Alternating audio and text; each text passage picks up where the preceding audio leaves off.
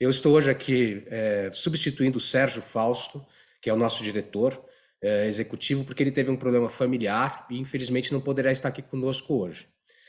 Então estou aqui no lugar dele. Eu gostaria, first of all, I would like to thank Professor Steven Levitsky for being with us this evening, and also thank Monica Sodré from RAPS, who is also going to help me in this talk tonight. Well, Professor, I will just speak in Portuguese a little biography of Professor Levitsky before we start. Cientista político americano, é professor na Harvard University e diretor do David Rockefeller Center for Latin American Studies, da mesma universidade. Ele está envolvido em pesquisas sobre a durabilidade dos regimes revolucionários, a relação entre populismo e autoritarismo competitivo e os problemas de construção partidária na América Latina. PhD em Ciência Política pela University of California, Berkeley, ele é autor de diversos livros.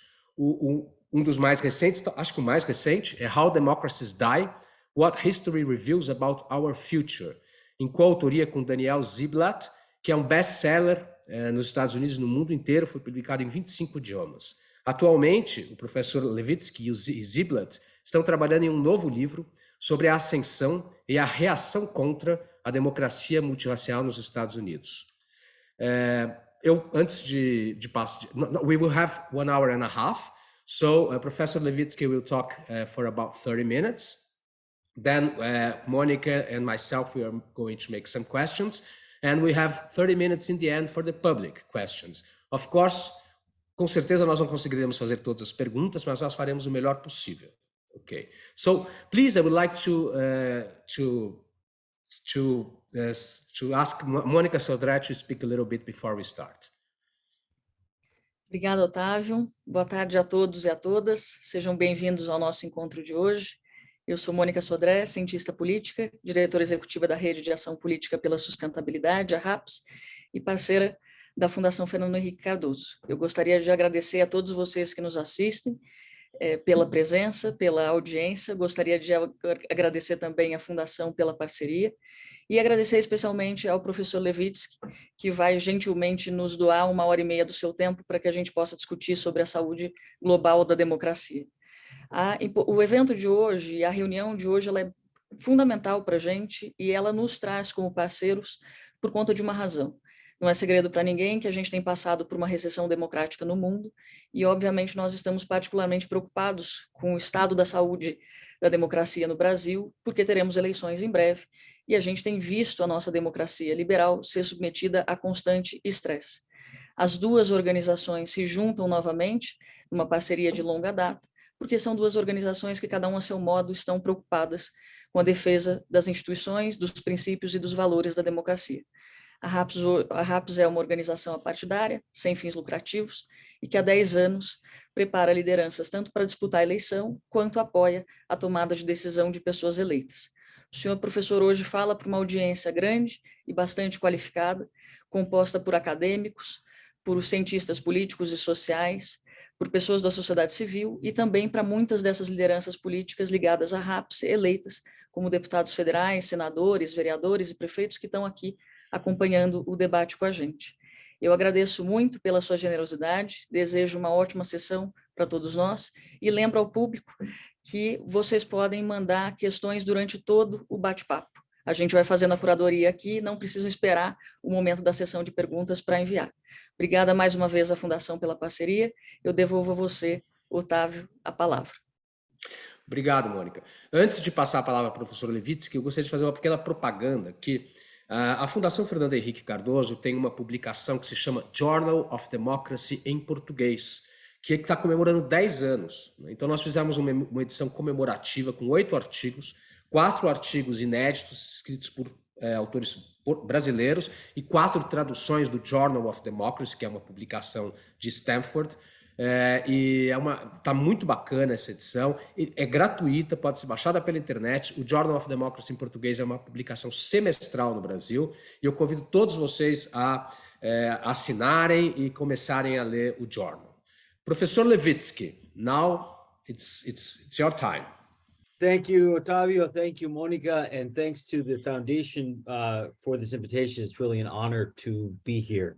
I want to start off, I was asked to speak very globally, broadly about democracy. And I want to start off by taking a slightly different take on the global state of democracy. So hear me out. I think global democracy has been surprisingly resilient in the 21st century. There is now a really broad consensus today that global democracy is in retreat.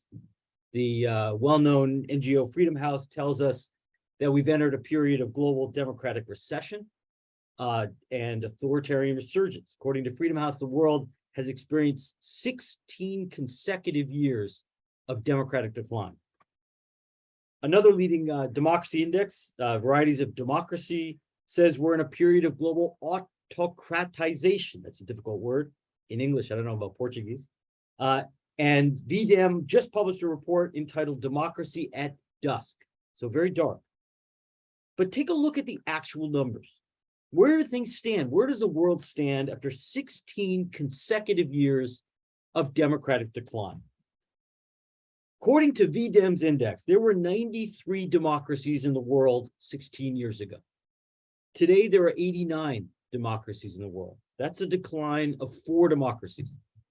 Freedom House shows a decline of 7 democracies. That is significant. But there are still more democracies in the world today than there were during the 1990s. According to VDEM, there were 40 democracies in the world in 1980. There were 60 democracies in the world in 1990 after the fall of the Berlin Wall. There were 87 democracies in the world in 2000. Today, there are 89. So we are still living in the most democratic period in history. Yes, democracy is broken down in Venezuela, in Thailand, in Nicaragua, in Turkey, and Hungary. There's been real backsliding in India, in Poland, in Serbia, in the Philippines, in El Salvador. But less attention is paid to the fact that Armenia, Ukraine, Georgia, Moldova, Sri Lanka, Nepal, Malawi, Sierra Leone, Liberia, Senegal, and the Gambia are more democratic today than they were a decade ago. In Latin America, Venezuela, Nicaragua, El Salvador, and to some extent Brazil are less democratic than they were a decade ago.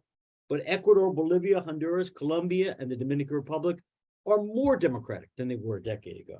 And the level of democracy in Argentina, in Uruguay, in Chile, in Mexico, Costa Rica, Panama, Peru, Paraguay, and Guatemala has remained relatively stable over the last decade. So despite some backsliding, levels of global democracy have remained relatively stable, pretty much a flat line during the 21st century. Again, there were 87 democracies in the world in 2000. There are 89 today. To me, that suggests a remarkable degree of democratic resilience. Why do I say that? Why resilience? Remember, the 1990s and the early 2000s were a unique period in world history. They were one with unusually favorable conditions for democracy. But the collapse of the Soviet Union, the United States and Western Europe became the world's dominant military, economic, and ideological power. And they used that power to actively promote democracy in many parts of the world. For about 15 years in the 1990s and early 2000s, democracy was the only game in town. Outside of China and the Middle East, there were really no legitimate alternatives to democracy. So the 1990s were a really hard time to be an autocrat. With the collapse of the Soviet Union, left-wing dictatorships lost their external patron. And because there was no more need to fight communism, anti-communist dictators lost their patrons in the West. So for a while, there were no counter-hegemonic powers to which dictators could turn for support. Russia was in a state of collapse, and China was just beginning to take off. So governments in the 1990s and early 2000s had to be on good terms with the West. And at the time, again, Western governments were pretty actively promoting democracy. It was during this period of Western liberal hegemony that democratization reached unprecedented levels. The number of democracies in the world more than doubled between 1985 and 2005. And in fact, democratization happened in totally unexpected places. Social scientists over the last half century have identified several factors that make democracy more likely to be born, more likely to survive.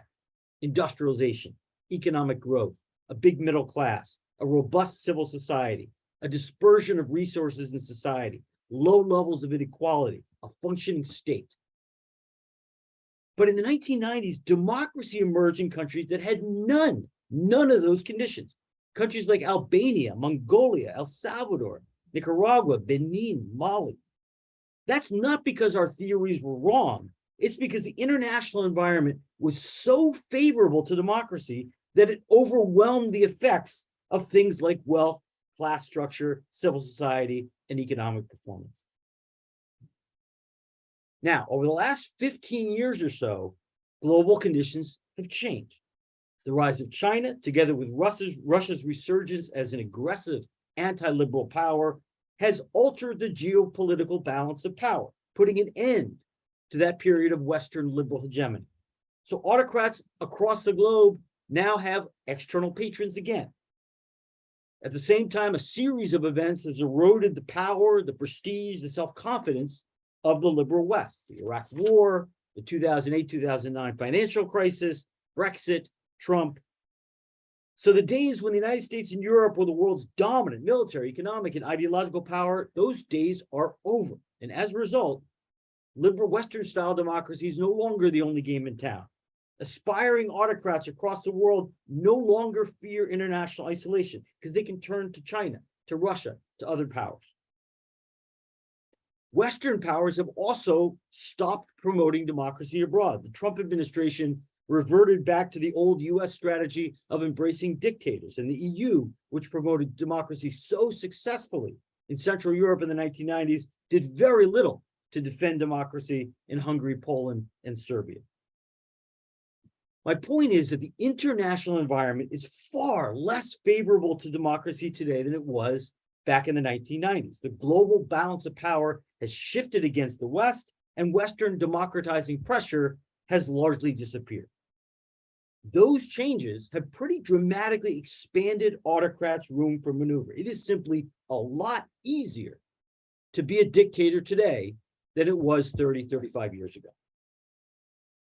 Given that change, given this increasingly unfavorable international environment, the fact that there are still 89 democracies in the world today suggests a fair amount of democratic resilience.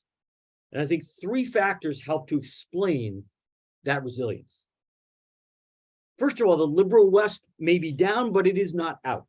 The United States and Europe remain powerful militarily, economically, ideologically, and in much of the world, Western powers continue to be more attractive partners than Russia or China. So Western influence has weakened a lot, but it hasn't disappeared entirely. Secondly, and importantly, we have yet to see the emergence of a broadly legitimate alternative to democracy. Unlike the 1920s and 30s, when fascism and communism emerged as a legitimate alternative, popular alternatives to liberal democracy, today's alternatives still have relatively little appeal. There is no Russian model that activists in Europe or Latin America are trying to emulate. Chavez's effort to create a Bolivarian model have failed. Nobody in Latin America wants to be like Venezuela anymore. Many aspiring autocrats would love to replicate the Chinese model, but that's really hard to do. China's regime was born out of a violent social revolution. And nobody in Latin America is taking to the streets to demand single-party rule. So the liberal democracy may not be the only game in town anymore. For most Latin Americans, it's still the least bad alternative, the mal menor, as we say in Spanish. Latin Americans may pretty intensely dislike their politicians. They may distrust their country's political institutions, but they like competitive elections. They like being able to vote out governments that they don't like. No other regime type on earth gives people that option. That's why democratic backsliders like Peru in the 1990s, or Bolivia, Ecuador, Honduras in the early 2000s eventually slid back into democracy. That brings me to my third point. Many of the world's new autocracies are just as fragile as new democracies. Autocratic governments in the world face the same problem or same set of problems as new democracies. They face corruption, rising crime, poor public services, widespread unemployment. And when they fail to deliver, they often face widespread public discontent. So new and aspiring autocrats have fallen from power in the last few years in Armenia, in Georgia, in Ukraine, in Gambia, in Malawi, in Malaysia, in Sri Lanka. In Latin America, they fell in Bolivia, in Ecuador, in Honduras.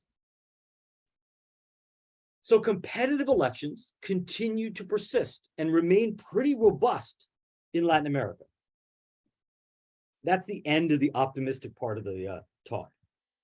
Doesn't mean that the persistence of competitive elections, which is really important, doesn't mean that all is well. All is not well. Autocrats often come to power through elections, and this is something we're seeing with a growing frequency in Latin America. We saw it with Fujimori, with Chavez, with Correa, with Bukele, with maybe Bolsonaro. Now, most of these guys that I just mentioned are populists. They are political outsiders who mobilize subaltern groups from above against the entire political establishment. Populism is a fundamentally anti-elite phenomenon. Populists attack traditional parties, attack traditional politicians as corrupt, as oligarchic, as unrepresentative, and they promise to sweep them away in the name of a more authentic democracy. Populist presidents almost always pose a threat to democracy for a couple of reasons. First of all, populists tend to be political outsiders, and outsiders very often lack a strong commitment to the institutions of liberal democracy. Whatever you may think of professional politicians, most of them are committed to working within democratic institutions. They are experienced with the nuts and bolts of democratic politics, things like negotiation, coalition building. They know how to get bills through Congress. They know how to deal with the media. They know how to work the courts. So at the end of the day, professional politicians tend to respect those institutions. They know how to work those institutions, and really those institutions are their livelihood because they are professional politicians. Outsiders are a different story. They've got less experience with democratic institutions. They often lack the skills to deal effectively with opposition, with the media, to build and sustain political coalitions, or to succeed in the give and take of legislative politics. And many of them lack the patience for those things as well. But the biggest problem with populists, above all, is how they get elected. It's how populists get elected. Populists invariably campaign on a pledge to destroy what they depict as a corrupt and unrepresentative system. Sweeping away the existing elite, sweeping away the existing elite's institutions is a pretty radical mandate, but it's what these guys are elected to do. The problem is that the old system that populists rail against is usually some form of democracy, and the corrupt and unrepresentative institutions that populists promise to sweep away are things like political parties, legislatures, Supreme Courts. And in fact, when populists win the presidency, when they win the power, they very often find that the old elite they've been campaigning against controls these other institutions. The traditional parties often still have a majority in Congress. Their appointees still sit on the Supreme Court or other the electoral agencies. In many cases, the old parties wrote the existing political rules of the game. For a political outsider who was elected on a promise to bury the old elite, to then sit down and negotiate with that elite, to build coalitions with that elite, to govern with that elite, that is a betrayal of your electoral mandate. And betraying your electoral mandate can be politically very costly. So populist presidents have a political incentive to assault democratic institutions, to try to circumvent Congress, to try to pack the court, to maybe even rewrite the Constitution. That's a recipe for constitutional crisis. It's a recipe for a showdown between a popular president who's promised to sweep away corrupt and unrepresentative institutions and a political elite that views those institutions as their last bastion of defense. Populists very often win that confrontation because when a newly elected populist president takes on the old political elite, public opinion tends to overwhelmingly favor the populist.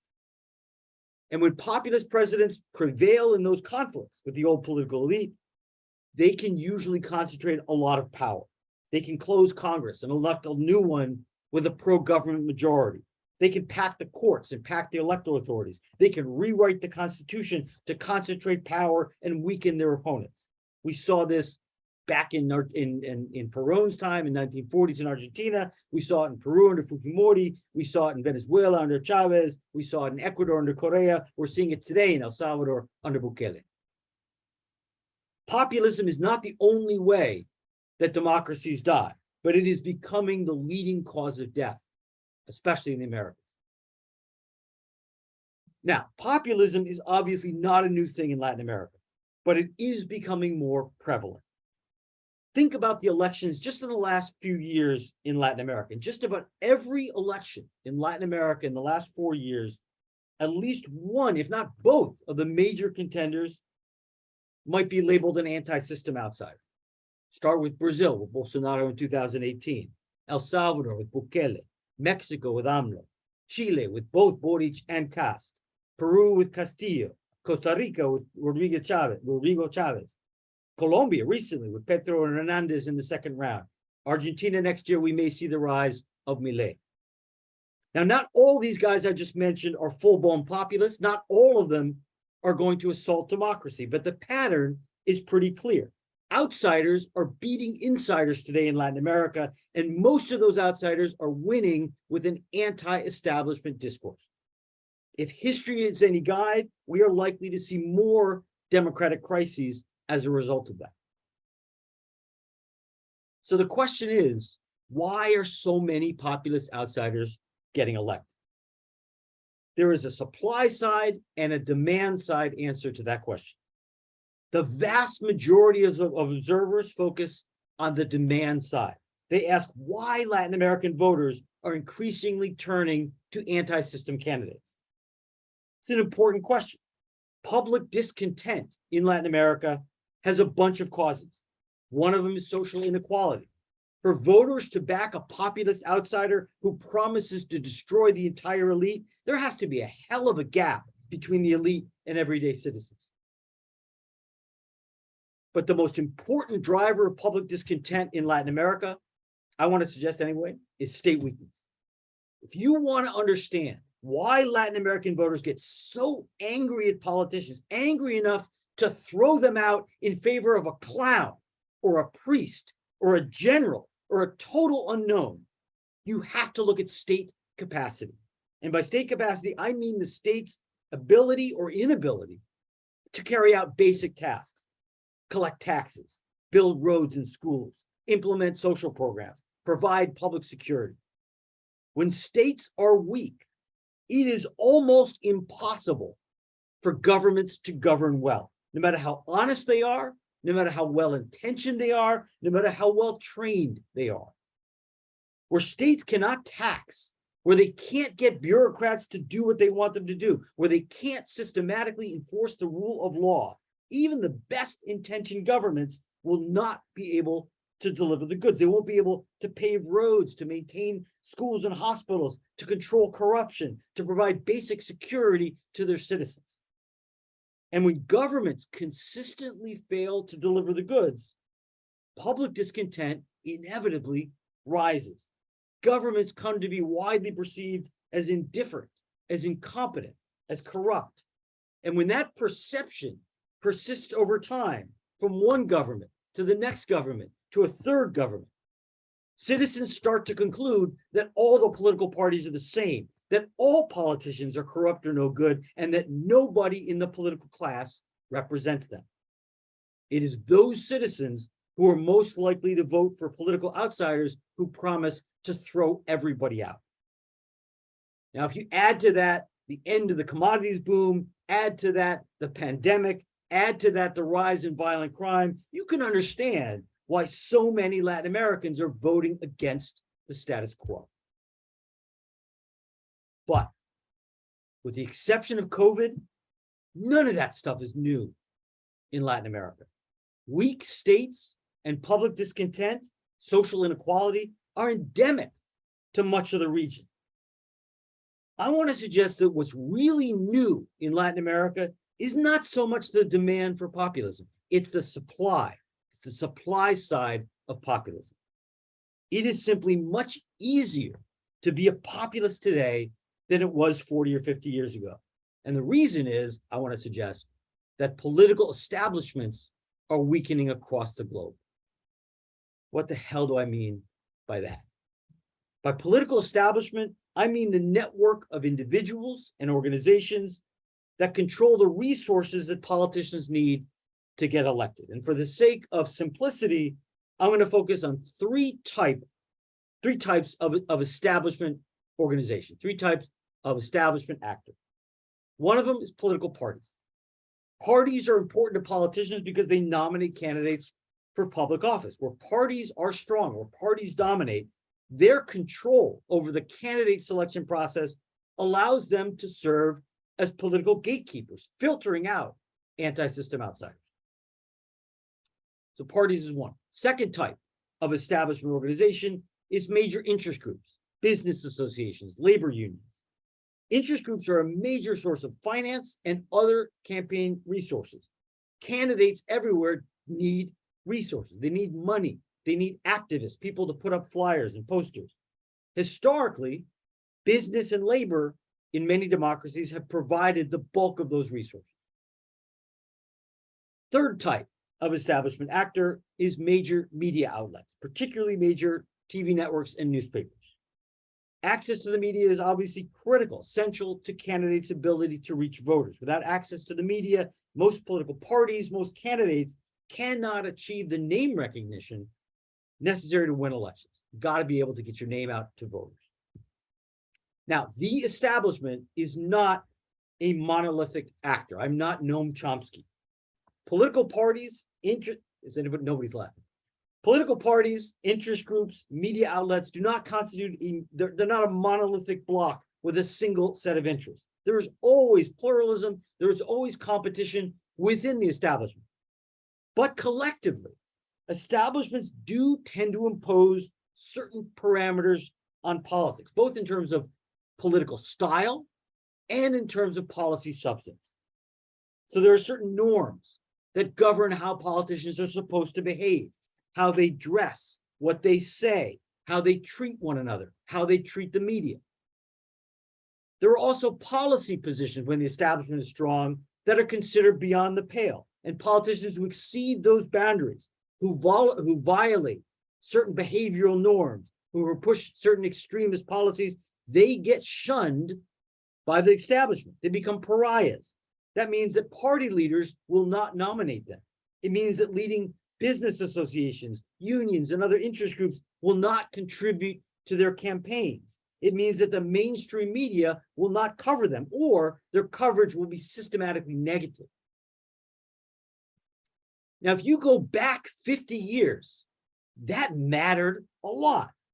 Being shunned by the establishment during the 1950s, the 60s, the 70s mattered because establishments had a monopoly over the resources politicians needed to get elected. Party leaders, going back 50 years, controlled the candidate selection process. There were no primaries. So if you were not on good terms with party bosses, you could not run for office. A relatively small number of interest groups 50 years ago provided the vast bulk of campaign finance, business, labor unions. If you were shunned by big donors, you could not raise money.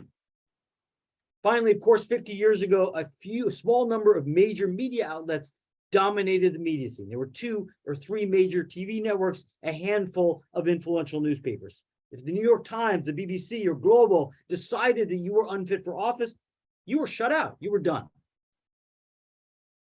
The fact that established political parties, interest groups, and media outlets monopolized access to resources, to the resources that politicians needed to get elected, meant that politicians 50 or 60 years ago had to be on good terms with the establishment. Politicians needed the approval of party leaders to run for office. They needed the approval of major interest groups to fund their campaigns. They needed the approval of major media outlets in order to reach voters. That dependence of politicians on the establishment had important consequences for democracy. 20th century politicians couldn't just respond to voters. They couldn't just give the people what they want. Instead, they had to strike a balance between appealing to voters on the one hand and remaining acceptable to the establishment on the other hand. That had a moderating effect on politics because it kept the most extreme politicians and many of the most extreme issues off the agenda. Now, that was not very democratic, but for better or worse, that's how 20th century democracy worked. It was a system, in effect, of elite competition. But the days of establishment monopoly are over. Establishments across the globe, Europe, Latin America, United States, have lost their control over essential electoral resources, which means that they're losing their power, they're losing their influence over politicians. So in my country, in the United States, in the UK, established political parties no longer monopolize candidate selection. Interest groups have lost their monopoly over campaign finance because candidates can raise money online. Bernie freaking Sanders raised more money than Hillary Clinton or Joe Biden. And of course, social media has eroded the influence of established media. Today, Twitter, Facebook, other social media allow candidates to reach voters even if they're shunned by the mainstream media. I traveled to Sao Paulo 4 years ago, early in the 2018 presidential campaign, and I gave a fun talk at the Cardoso Foundation. I also spent a lot of time meeting with business leaders in Sao Paulo, nearly all of whom supported Alckmin. Even though Alckmin, this is July, I think, 2018, even though Alckmin was way behind in the polls, 4% in the polls, just about every business leader I talked to in Sao Paulo in the Brazilian winter of 2018 was convinced that Alckmin would win because he was backed by the Central, which had gave the support of the parties of the Central, gave Alckmin a huge advantage in free television time, right?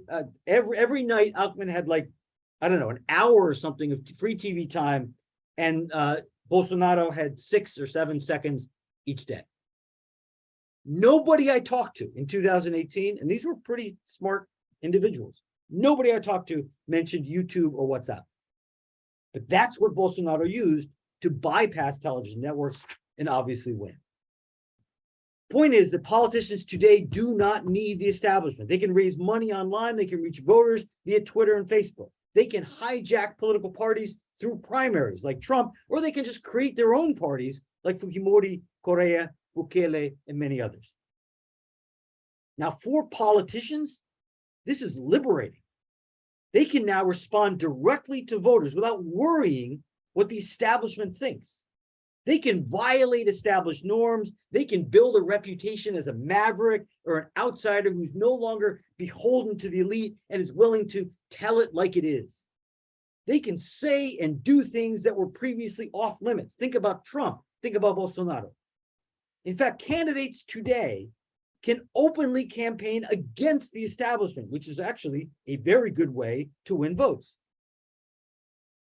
Again, there's always been a demand for populism in Latin America. What's really new is what's happening on the supply side. It is simply much easier to bypass the establishment than it was 50, 70, 100 years ago.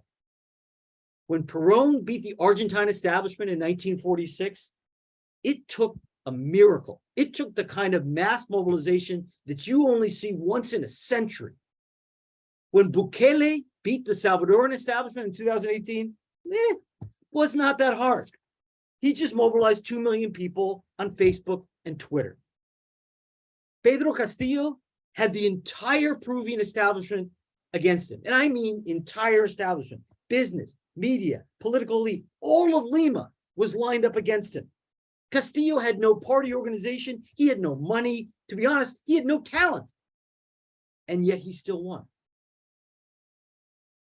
Now, this new scenario is much more democratic than the old one. Anybody can win the presidency today in Peru. Anyone can win the presidency today in the United States, maybe in Brazil. Peru's election last year may have been the most democratic election in the history of the world. A provincial nobody beat the entire Lima establishment. And because politicians no longer need the establishment, they can be more responsive to voters. They can give the voters what they want. But what happens? What happens when the people are so angry that what they want is somebody who will take a wrecking ball to Congress, to the Supreme Court, to other institutions of representative democracy? In other words, the weakening of the establishment opens the door to a bunch of new political actors. That's pretty democratic. But at the same time, it leaves democracies vulnerable to anti-system forces. And that can turn out to be authoritarian. This is a hell of a paradox. The weakening of political establishments is unquestionably democratizing, but that very democratization may now pose a threat to liberal democratic institutions. Go back to the 18th and 19th century, elites were terrified of democracy. They hated democracy, and they hated it because they equated democracy with rule by the people. Western elites did not really accept democracy as we know it until the late 19th and early 20th centuries, about a century ago, a little more. And one of the things that made democracy acceptable to Western elites was the protective power of political establishments. 19th and 20th century establishments imposed powerful constraints on democratic competition. They transformed what could have been a highly plebiscitary, majoritarian politics into a more bounded, elite-centered competition. But the days of elite democracy are coming to an end. The establishment's gatekeeping powers have eroded, and it's hard, at least for me, to see that process reversing. I think it's going to continue. So we're very likely to see more Trumps, more Bolsonaros, more Bukeles. How our democracies will hold up in this new populist era, I think, is anybody's guess. Let me stop there. Thanks. Thank you, Professor Levitsky. So, Monica, now it's your time. Obrigada, Otávio. Obrigada, professor. Professor, obrigada pelo panorama geral sobre democracia no mundo. Eu vou, até em benefício do tempo, concentrar o meu questionamento em dois pontos, e vou fazer isso conjuntamente de maneira bastante direta, pegando uma pergunta que é minha e uma que também é do público e que nos chegou aqui já via chat. Professor, eu entendo e prevejo cenários bastante desafiadores para a gente adiante, em especial quando o senhor diz que não vê muito potencial de reversão no futuro próximo, né, sobre essa erosão e sobre os atores mais tradicionais da política estarem por um processo constante de enfraquecimento. Eu estou há cerca de um mês no seu país fazendo entrevistas e fazendo pesquisa para entender semelhanças e diferenças entre o que aconteceu aqui e o que pode acontecer no Brasil em outubro. A gente fala hoje para uma audiência que, obviamente, está muito preocupada com as eleições, sabendo, a despeito do que eu vou dizer aqui, que democracia não se faz só com eleições, né? As eleições são um elemento só de qualquer democracia.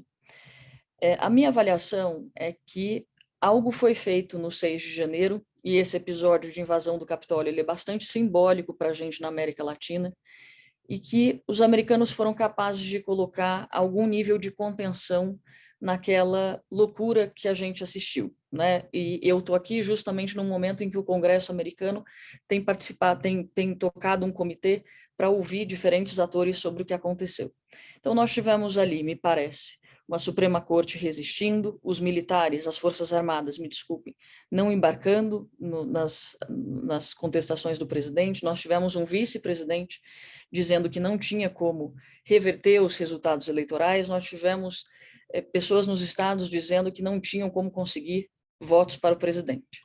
Me parece que havia um conjunto de variáveis no lugar correto e que foram capazes de colocar fim àquele momento, pelo menos aquele episódio de violência. Não é necessariamente o mesmo cenário que a gente enfrenta no Brasil, e eu não vou me estender aqui em benefício do tempo. Então, diante disso, eu gostaria de ouvir as suas perspectivas. sobre o que existe de semelhante e de diferente entre o que pode acontecer no Brasil e o que houve nos Estados Unidos. Como é que foi possível colocar fim àquele episódio de violência do 6 de janeiro, mesmo sabendo que boa parte dos americanos ainda acredita que a eleição foi fraudada? Essa é a minha primeira pergunta, elas são duas embutidas em uma.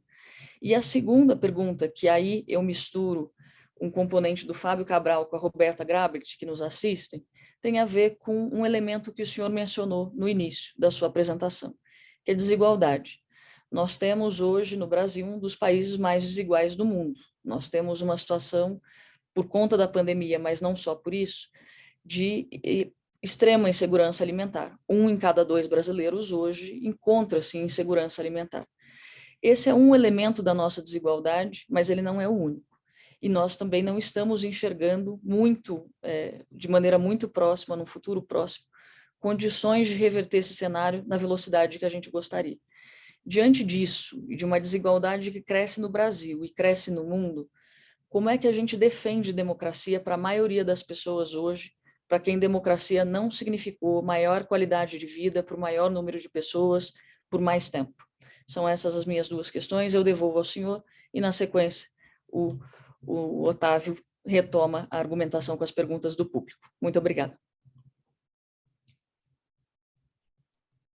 Thank you, Monica. Those are great questions and really tough ones, especially the second one. So let me try. I think I'll start with the first question, which I think a little more straightforward. Some of the differences between Brazil and the United States. It's amazing the number of parallels, despite the fact that Brazil and the United States have very different histories or very different countries. The parallels between the Trump experience and the Bolsonaro experience now for the last 4 years have been stunning. I remember in 2018 talking to a lot of Brazilians, hoping that Brazil would not replicate the American experience. Unfortunately, it did. And it's really striking to me how consistently Bolsonaro seems to copy Trump. Even though many of Trump's strategies fail, Bolsonaro seems to copy many. That said, what are the important differences? I think far and away, one of the great advantages that Trump had that Bolsonaro does not have is a strong political party. Donald Trump had a party that for a while controlled the Congress, that had mass support and was behind him in a disciplined way, which made it impossible to impeach and remove Trump, and makes it possible. It made it such that no matter what, Trump was never going to be politically isolated. Trump grew unpopular, but he never fell below about 36, 37%. And he could never be politically isolated because one of two major parties fully supported him. Bolsonaro never had that because of the nature of the Brazilian party system. Bolsonaro never really had a strong party. At least initially, he did not invest very much in building a coalition. And so it was much easier to isolate Bolsonaro, including from some right-wing political forces, than it was for Trump. So that left Bolsonaro, I think, weaker politically than Trump. Turning it around, the disadvantage that Trump had, and you mentioned January 6th. January 6th was an attempt. It's something that in Latin America we recognize. It was what in Spanish we call an autogolpe. It was an attempt by the president to illegally remain in power, to assault other institutions and illegally remain in power. Very, very common in parts of Latin America, unheard of in the modern United States. But one thing you need to succeed with an autogolpe is the support of the armed forces. You need some cooperation by the armed forces to pull off an autogolpe. And Trump dreamed of that, but he never had. He never had a chance because of the very, very strong tradition of a professionalized military. The military was never going to join Trump's adventure. That's less clear in Brazil. I think there are some signs that Brazil may go the same way as the United States, with the armed forces unwilling to cooperate with Bolsonaro's adventure, but it's not so clear. Obviously, Brazil has a much longer history of military intervention, has a much more potentially independent military, and that military has been brought into politics by Bolsonaro himself. So the military, it was frightening to me to see in recent years in Brazil, in the last decade, the military begin to kind of act as an independent actor, whether it's the Lula trial or other events. There were times when military officials just took independent positions. That's something that doesn't happen in the United States. It's something that didn't happen in Brazil for a few decades. And hopefully it was, that process of repoliticization of the military doesn't continue in Brazil. But whereas it was unquestioned that the military was not going to intervene to help Trump, it's more of an open question. It's uncertain in Brazil. So that was a disadvantage for Trump and maybe an advantage for Bolsonaro. The question of inequality, I don't have a great answer. There's a lot of research, as you know, Monica, that shows that democracy is much harder to sustain in countries with extreme social inequality.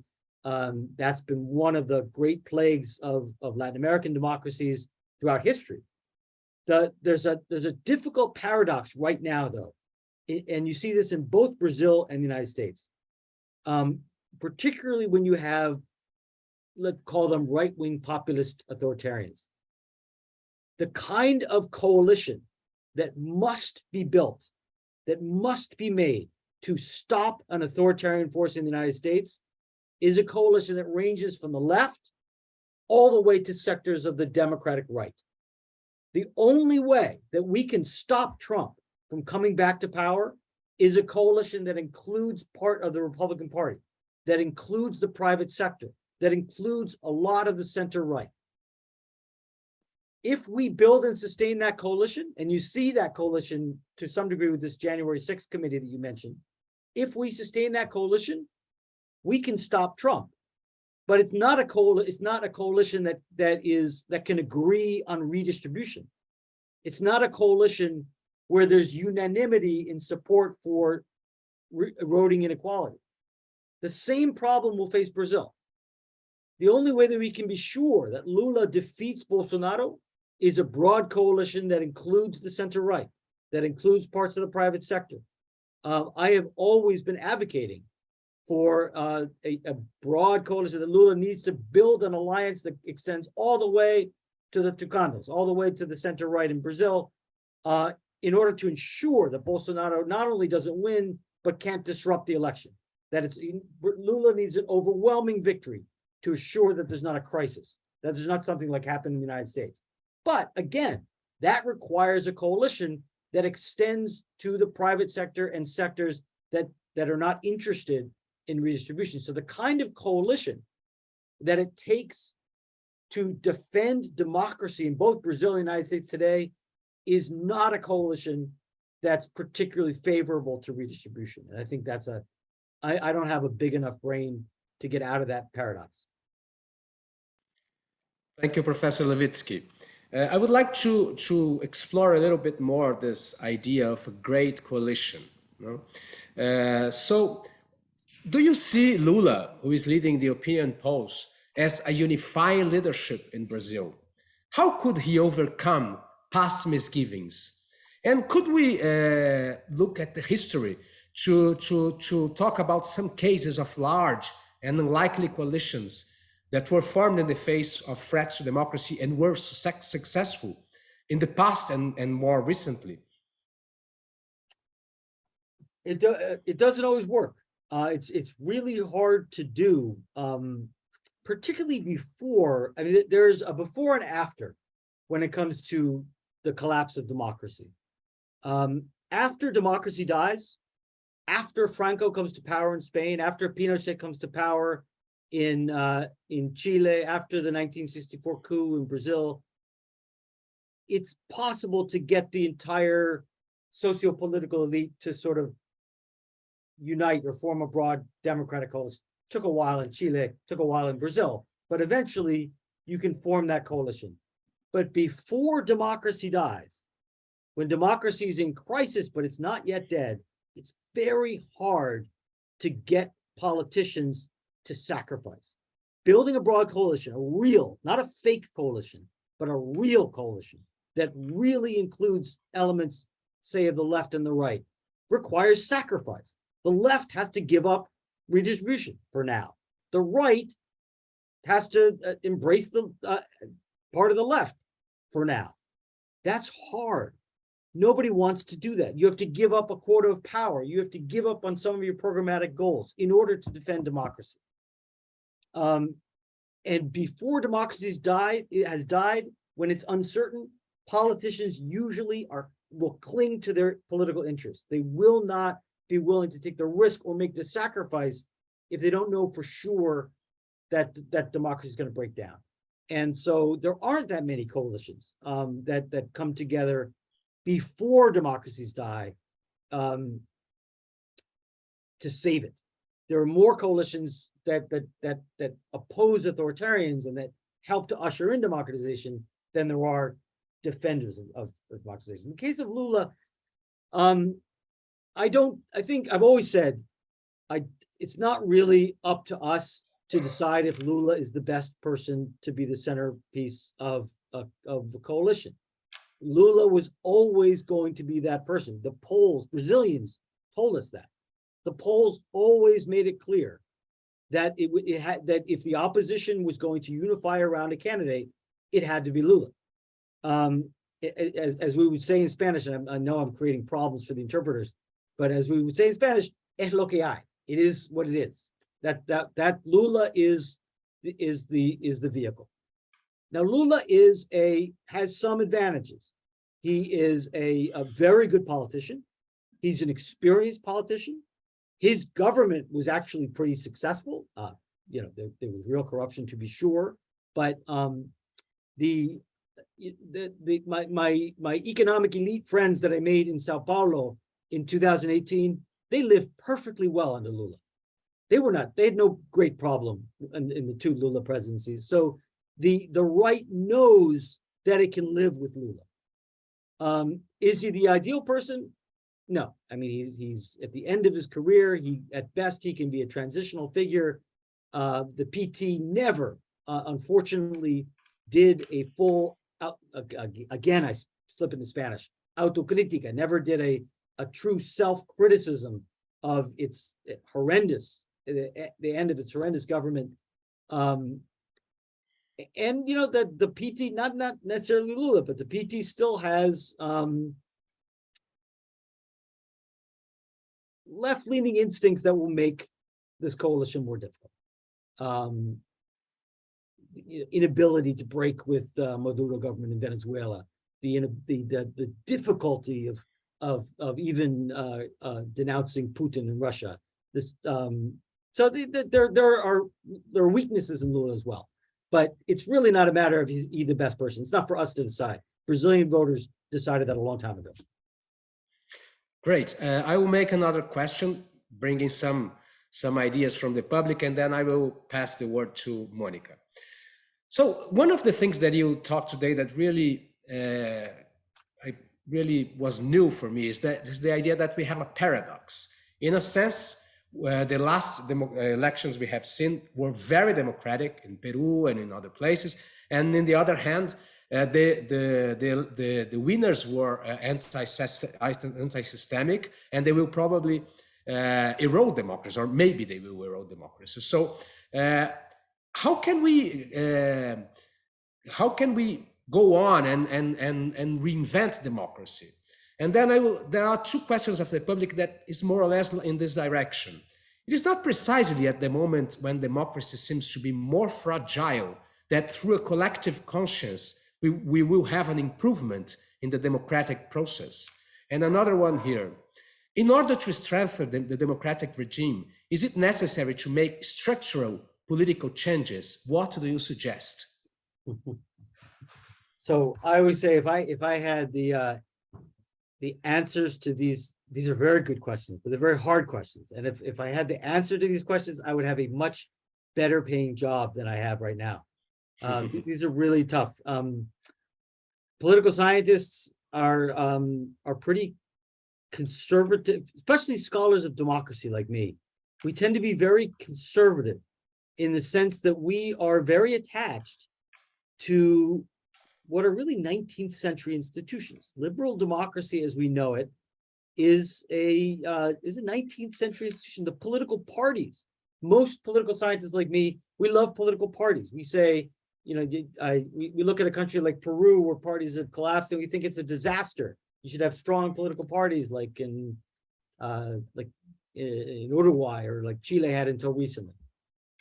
But I think we have to confront the fact that those 19th century institutions are not working as well and are likely going to have to adapt. Whether that means that societies and politicians adapt informally, or whether it means actual formal institutional change, I don't know. I don't know exactly what the reforms will look like. I think it'll be a mix of both.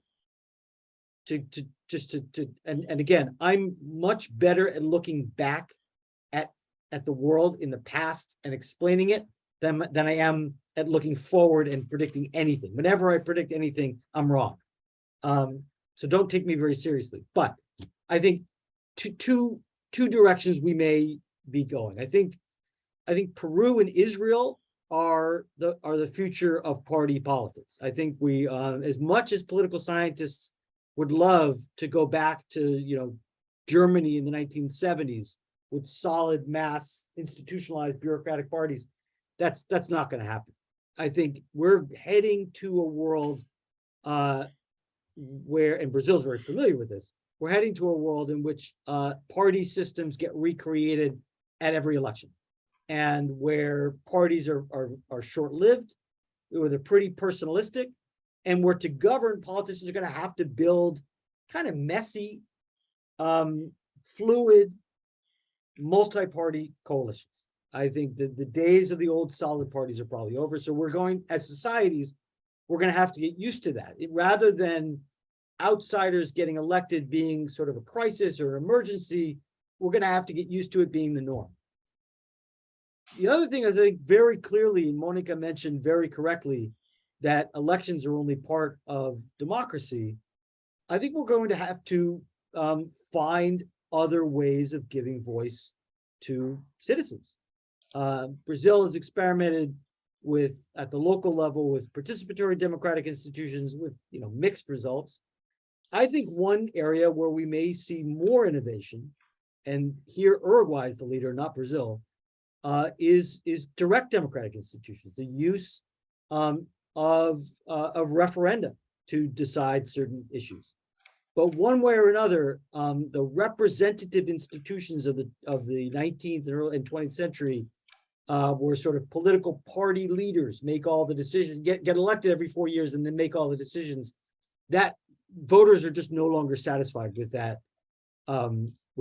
arrangement. They're not satisfied with it in the United States. They're not satisfied with it in Brazil. They're not satisfied with it in Sweden. And it's going to have to change. I'm just not smart enough to know much about the actual direction it's going to change. Great. Monica, now it's your time. Obrigado, Otávio.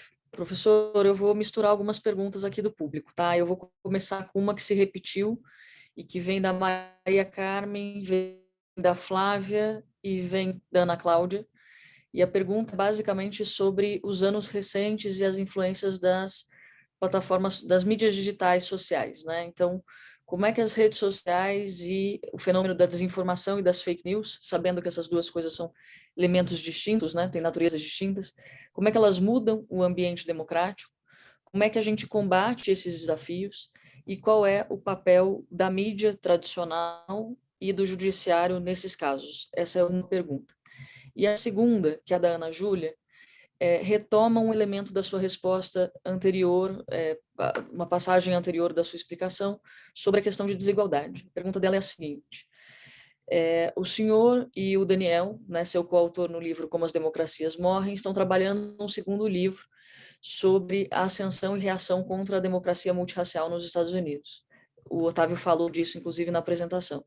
Mesmo havendo diferenças entre Brasil e Estados Unidos, são duas sociedades em que o racismo marcam o desenvolvimento de ambas. Existe algum achado na pesquisa que o senhor já possa nos adiantar e que possa ser útil para que a gente olhe para o Brasil? Obrigada.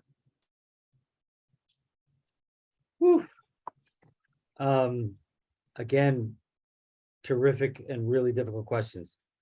I'm not an expert on social media or race, so again, don't take me too seriously. But look, I mean, it's the impact of social media, we're just beginning to learn the extent of its impact. It's one of the most important reasons why political establishments are weakening, because now neither voters nor politicians have to go through traditional media institutions to get information. There's been a democratization of media access, of access to information that was really unthinkable 30 years ago. Initially, we thought that was a good thing because it made it much harder for small numbers of people, for dictators to keep information from citizens. So it seemed to be a real positive for democracies. But over the last decade, we've learned that that first of all, that dictators can manipulate social media, but also that social media can be corrosive of truth. And so ultimately, I think social media is like all media technologies. It's double-edged. It very rarely will you find a new technology that is unambiguously good or unambiguously bad. It has benefits and it has risks and costs, and we need to learn how to channel the benefits and regulate and control the costs. I'm actually, again, I'm not an expert on this, but I'm maybe more optimistic than others about our ability as societies and government states to regulate social media. I mean, we weren't alive, but we were very worried about radio when it emerged. In the 1930s, people worried that radio was going to bring fascism and demagogues. Same thing with television. When television first appeared on mass television appeared on the scene in the mid part of the 20th century, there were concerns that it would lead to demagoguery and populism, and maybe it has. But democracies survived and they adapted. My guess is that as societies, as citizens, politicians, governments will eventually learn how to regulate and live with social media as well. And Europe has gone further than the United States in regulating social media. So it's not, we in the United States and Brazil, we have seen some of the devastating consequences of unregulated social media. I don't think that means it can't be regulated successfully. The other thing about social media that I think is important to remember is the kind of horrible social media does polarize. It polarized in the United States, it polarized in Brazil, but social media is not what causes the polarization. You don't need Twitter or YouTube or Facebook to become a deeply divided society, right? The United States didn't need Twitter to descend into civil war in the 1860s. Spain did not need Facebook to descend into civil war in the 1930s. The Chileans did not need YouTube to come apart in the 1970s. So the real problem in the United States and in Brazil, I think, I don't want to deny that social media is a problem, but the real problems lie in society, not in the technologies that society is using. The United States is deeply divided, particularly over race and culture. And that division is going to threaten our democracy with or without Twitter and with or without Facebook. That gets me to race. So we're writing a book on this in the United States. It turns out that multiracial democracy, which is, in my view, something that's never yet existed in the world.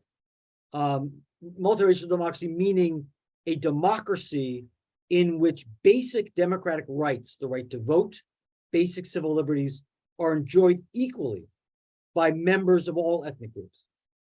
That the United States arrived at multiracial democracy on paper, formally, in 1965. We are still not there in practice, but we're getting closer. I would say Brazil is same thing in Brazil, that it's always been a little more informal in Brazil, but the racial inequality is deeply, deeply pervasive.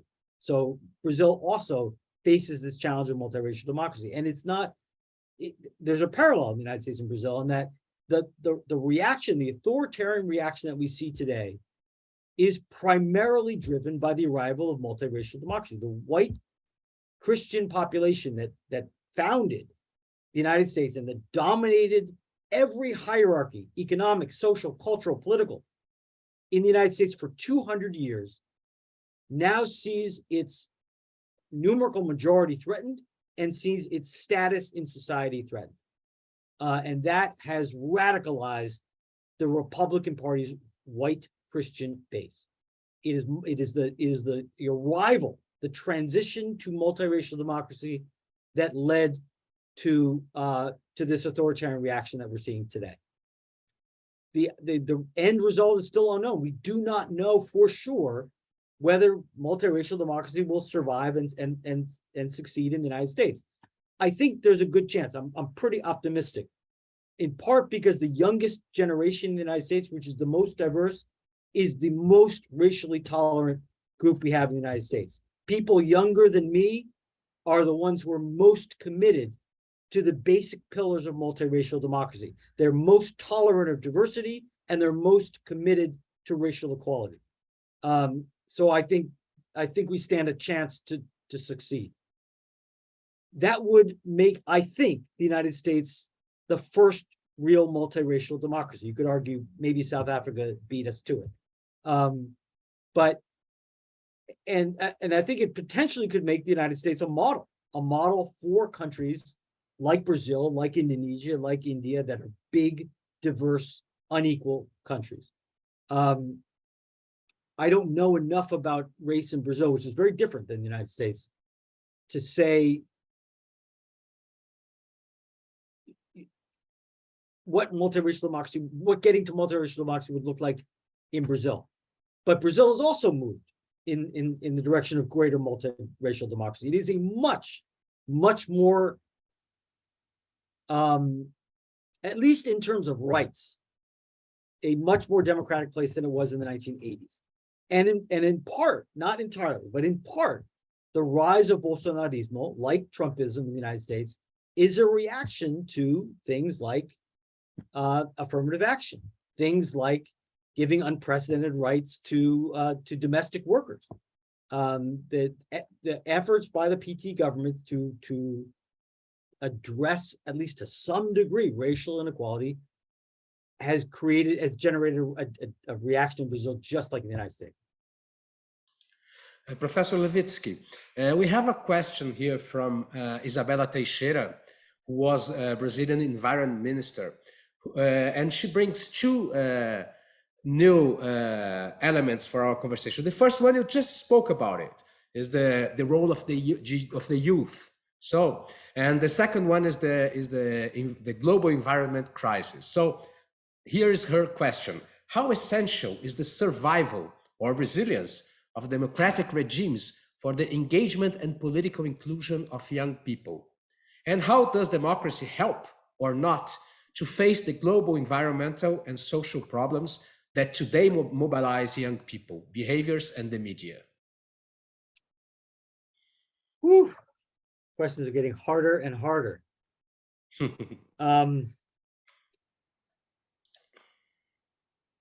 I think we have youth are both a problem and a solution. Democracy has a problem with youth. Youth tend to question existing institutions. That's you see that in every generation. But we're really seeing in people who grew up with social media, in people who grew up in the 21st century, we're seeing a level of distrust with 19th and 20th century representative democratic institutions that we've not seen before. My generation, for better or worse, which grew up in the 20th century, bought into the old liberal democratic institutions. We bought into representative democracy as it has existed for 100 years. It's not clear that generations after me are going to buy into it. I'm not entirely sure why. In the United States, it has to do with in part with the very, very poor performance of our democratic governments in the last generation. If you're 30 years old in the United States, you saw the scandalous election in the United States in 2000. You saw the horrible war in Iraq. You saw the financial crisis. You saw Trump. I mean, you see, there's very little to love about American democracy if you grew up in the 21st century. So youth are alienated from liberal democratic institutions in the United States, also in many European countries. So they're the reason why we're going to have to innovate, why we're going to have to seek out other ways of granting citizens voices. That said, at least in the United States, particularly in diverse societies, in Europe, in the US, I think Brazil, I know Brazil less well, but it's youth who are going to save us. It is, and it is youth who will embrace multiracial democracy in a way that older generations have not and will not. Young people will do it. The level of interracial dating, the level of interracial marriage, the level of interracial tolerance and friendship is so much higher among people younger than me than it is among people older than me. So they are the ones who will make multiracial democracy work, at least in the United States. And they're the ones who will mobilize for it. I mean, in the United States, we saw this very clearly with the 2020 Black Lives Matter protests. That was the largest wave of protest in the history of the United States. And if we need a mass democratic movement in the United States, and we may need one, it will come from them. It will come from youth. In terms of the environment, I mean, this is what really gets me depressed, and keeps me awake at night.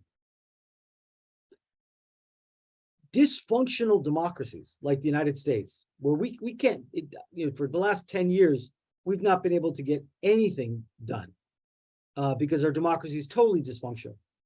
Dysfunctional democracies are not going to be able to solve the problem of climate change. I mean, we had a test with COVID. We had a test with how a democratic society responds to a collective crisis where everybody needs to sacrifice. And the United States failed that test. Brazil did too. But if we cannot deal with COVID, and it costs us, 500,000 excess lives that did not need to be lost, I don't know how we're going to deal with climate change. That leads to the thought that, maybe the China model is actually preferable to deal with climate change. I don't know the answer to that question. But I am heartened by the fact that not every democracy responded to the pandemic or to climate change as badly as the United States. The United States may be a dysfunctional outlier. And if you look at Taiwan, at South Korea, at New Zealand, at Germany, at Finland, there are democracies out there that have responded much better and that give me at least some hope that climate change can be combated under democracy. The problem with climate change and democracy is that it's sort of like defending democracy and building broad coalitions in defense of democracy. Most of the time, politicians will think of their short-term political interests. They'll think about what will get them elected in the next election. They think 2 years ahead. And there's no way that you can solve the climate crisis when you're thinking about the next 2 years. You have to sacrifice now for a long-term future where you're not going to be in power. And that's a lot to ask of politicians, of democratic politicians in normal times. And that's what keeps me awake at night. Great. Well, we don't have a lot of time. Maybe we have 8 minutes. Maybe Professor can give us some more minutes, but not too much. So I think we could have 3 more questions. I will give the Monica the word now, and then I will make another question. Then I have a final question from Sergio Fausto, who is not here, but sent me a question. So, Monica, please. Obrigada, Otávio. Professor, eu queria fazer um questionamento também do público e depois um pedido ao senhor. O questionamento é sobretudo sobre o papel dos partidos políticos, que o senhor ressalta bastante no livro, né? A importância deles não só para garantir legenda e organizar a disputa do poder, mas no caso brasileiro também para organizar o jogo legislativo. Isso não aparece normalmente para o cidadão comum, mas os partidos no Brasil têm um papel importante para coordenar a atividade legislativa, em especial no Congresso Nacional. O senhor falou sobre o descrédito das elites políticas tradicionais, falou da importância dos partidos. Nós temos hoje no Brasil 32 partidos constituídos, cerca de 28 deles com assento na Câmara dos Deputados e, portanto, com acesso a recursos públicos. É um cenário de bastante pulverização, é um cenário de fragmentação partidária em que a tomada de decisão também fica um pouco mais difícil.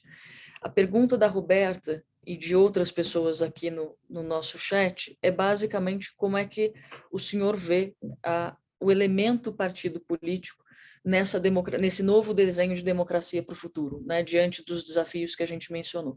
Essa é a minha última pergunta, e o meu pedido especificamente dirigindo uma organização que prepara pessoas tanto para o exercício de cargos eletivos quanto para disputar eleições, eu gostaria que o senhor deixasse um recado a elas. Muitas delas, desses candidatos e candidatas, vão disputar eleições daqui a pouco menos de 100 dias.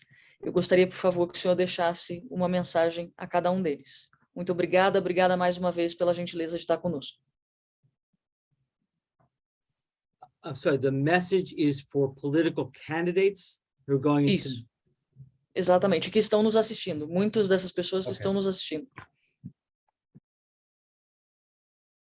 Okay, so 32 parties in Brazil, and Bolsonaro has belonged to half of them, right? I don't have a great answer. The political scientists almost invariably, those of us who study parties and democracy, believe that old-fashioned parties are necessary for a number of reasons, but one of them is the one that you just mentioned, which is making the legislature work. It's very, very difficult. Put it this way, it's much easier for 2 or 3 or 4 or 5 disciplined, coherent parties to make a legislature work, whether it's a parliament or a Congress, than it is when you have 28 often weak, undisciplined parties. It makes it sometimes leads to chaos, and as Brazilians know very well, it sometimes leads to corruption, because in order to build a coalition with 32 fluid parties or 28 or 18 parties, it's persuasion is often not enough. You also have to pass some white envelopes, and so it's very hard to make democracy work, at least democracy as we know it, to make it work with very weak, fluid parties. The Peruvians and the Israelis, or Peru and Israel, are two sort of laboratories for making democracy work without parties, and neither of them offer very optimistic results yet. I think it's going to take innovation. It's going to take failure, experimentation, and innovation in that will take us in directions that my brain is not capable of imagining. But the parties that make democracy work in the 21st century are going to look different than the ones that we imagine, the ones that we're used to. They're going to be short-lived. They're going to be fluid. They're going to be more fragmented. Brazil is never going to look like Uruguay. Uruguay is going to end up looking like Brazil. And a message for candidates. I guess I would say, I don't know if this is a very useful message, but these are urgent times. These are not normal times. And in both the United States and in Brazil, if we behave like these are normal times, we will lose our democracy. And what it means to participate in politics, to be a leader, to be a politician in a period of crisis when democracy is threatened, it means at least two things. It means that one has to think about the future. One has to be willing to make sacrifices to do what it may not be best for oneself in the short term in order to preserve democracy. I think in the United States, Liz Cheney, a Republican politician who may see her political career end this year because she stood up for democracy, is a good example. It's an example of the kind of political courage and political sacrifice that's necessary to defend democracy, not all the time, but when it is in crisis.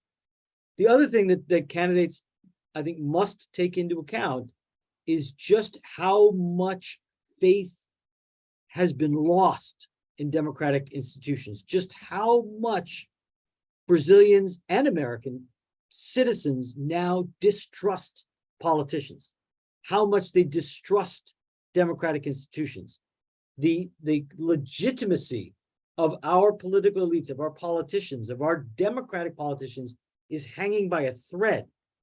And so aspiring politicians, those who are entering politics, have a very heavy burden on their shoulders. They have a very great responsibility, because if they continue to behave in ways that undermine the legitimacy, that erode trust, if they do what politicians used to do, accepting that white envelope, lying to voters, whatever it is, if they continue to do what has gotten democracy to the crisis that it's in, again, we will all lose our democracy.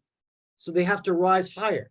They have to behave in ways that are better than those who they replace in office. And that's a big responsibility. It's a lot to ask. It's a lot to ask politicians to do more than normal politics. But when democracy is in crisis, politicians must do more. Great. Professor, just two more questions and we finish, okay? So I bring a last question from the audience here. How do you see the role of democratic innovations, such citizen assemblies? So I don't know exactly if civic lottery and deliberative polls in the future of democracy.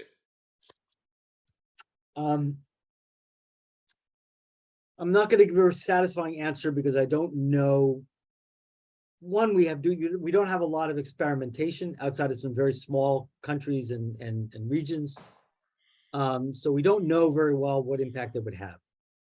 But, and I do not have a favorite innovation that I am convinced will succeed and will save democracy. I'm not, I don't know. But I am now convinced, and I'm much more convinced now than I was 10 years ago, even 4 years ago. If you'd asked me when I was at the Fundación, I'm convinced that politicians have to experiment, that we have to innovate, that we have to try probably all of these different innovations. We have to experiment with deliberative democracy. We have to experiment with direct democracy, with elements of democracy, not instead of representative democracy, but complementing representative democracy. We need to complement what we have now with new institutions that give people a voice. And I don't know which ones those will be. I don't know which ones will succeed and which ones will fail. But I'm absolutely convinced that whether it's Brazil or Germany or Japan or the United States, we must begin to experiment with them. We've been too conservative in our defense of 19th century institutions, and I'm as guilty as anybody with that. Excellent. So now I'll bring Sergio Fausto's question, and also complement with a question from the public, which are more or less the same thing. So Sergio Fausto, let me look here what he told me. What the post-October will be like here in Brazil, and especially if a new government is elected. Even if Lula wins, the extreme right will remain on the scene. How to deal with this? And there is another question from the public which has some relation. It's about the role of the Brazilian military in the presidential election, and as Bolsonaro is trying to to bring them to questioning the vote, and how can they help this transition? How can the military help the transition? Help in this transition.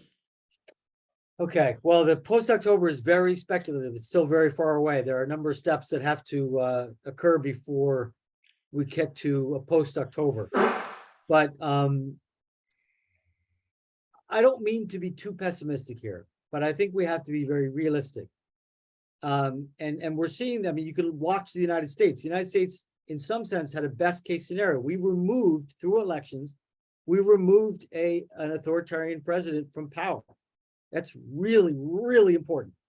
And we brought a democratic government back into power. So our democracy, in that sense, is safer now than it was 2 years ago. But it took a broad coalition.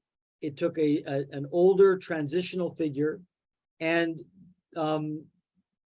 Americans quickly became very disappointed with this new government. There was a lot of hope, a lot of expectations generated by the fact that Americans came together and defeated Trump. And it was almost inevitable that this older unifying transitional figure, Biden, would disappoint. And he has disappointed. Now it's in part because the economy is, very difficult, and we're still dealing with the pandemic. There are lots of reasons why people have lost support for the government. But I think it's a fair prediction to say that the Lula government, if Lula wins, and if Lula does what I think he will do, which is build a pretty broad coalition, I think the Lula government will probably be pretty mediocre. The country will not descend into authoritarianism, which is very important. The country will not descend into civil war, which is very important. It will not descend into chaos. But it's probably not going to become Uruguay overnight. And it's going to take it's going to take many years, even to get Brazil back to where it was in the first decade of this century. A growing economy, reducing inequality, democratic politics that more or less work. It's going to take a while, and it's certainly not going to happen in 1, 2, 3, even 4 years of a Lula presidency. Lula's presidency, in the best case, will be stabilizing and mediocre and transitional. And which is not to say it's not incredibly important. It is incredibly important. It is very, very important to remove an authoritarian figure from office. That's the first step. That, I think, Lula will succeed in doing, and in sort of starting the transition to something better. But he's not going to get there in 4 years. And the danger is that Brazilians will become very disappointed very quickly, just as Americans are. Oh, the military. I think yeah. The best thing the military can do is nothing. If the military does its job, and I must say, most military commanders that I've heard it suggests to me that this is what they expect to do. If the Brazilian military does its job and respects the Constitution and stays out of politics, if it refuses to cooperate with any of Bolsonaro's adventures, that is the best thing it can do. It can shut up and stay out of politics. Do nothing. Perfect. Professor Levitsky, when is your new book ready? In about a year. Okay, so in 1 year, we will invite you again to come here. I would very, very happily accept. And Monica as well will be with us. So thank you very much. Thank you very much for your time. Thank you for everybody who came here tonight. And please, Monica, you can make the last speech. Obrigada, Otávio. Eu queria agradecer à Fundação pela parceria mais uma vez, agradecer ao professor pelas explicações, pela reflexão, e agradecer a todo mundo que nos acompanhou até aqui. Recomendo que as pessoas que nos acompanharam curtam as redes sociais da RAPS, Rede de Ação Política pela Sustentabilidade, para acompanhar por lá os debates também, assim como as redes sociais da Fundação Fernando Henrique Cardoso. Muito obrigada, um abraço a todos, abraço, professor, prazer em falar com o senhor pessoal / virtualmente, e tenhamos todos uma boa noite.